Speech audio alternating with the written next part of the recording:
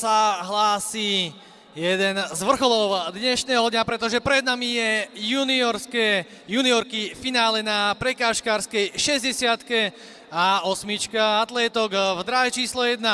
Atlétka z AKŠ UMB Banská Bystrica Ema Vaňová. V dvojke pobeží jej tímová kolegyňa Sára Jasenáková.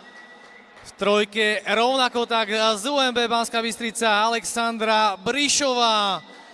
Dráha číslo 4 zverenka Ľuboša Komárka z AK Martin, ktorá v piatok v Chorvátsku stiahla ďalšie 4, respektíve 5 stotín sekundy na juniorský rekord 8.30 Laura Frličková.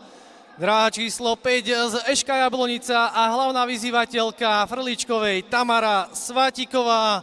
V šestke sa predstaví z Ežovge Nitra Nina Jarošová. V sedmičke z Atletiky Košice Rebeka Katočová. No a v osmičke uvidíme bežať z Atletiky Bratislava Tímeu Kolárovú. Všetko pripravené na finále juniorky 60 metrov prekážok.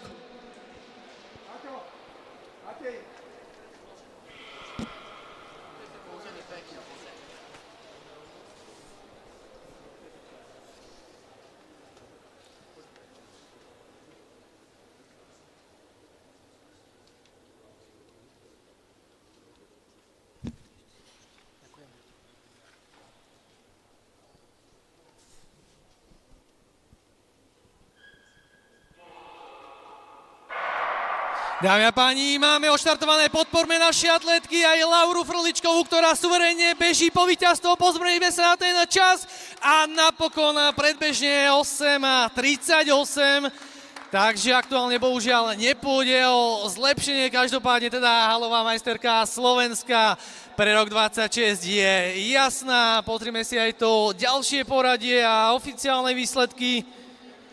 Prvá teda Laura Frličková, zatiaľ stále máme k dispozícii oficiálne výsledky, každopádne ako druhá bola Svátiková, je to tak.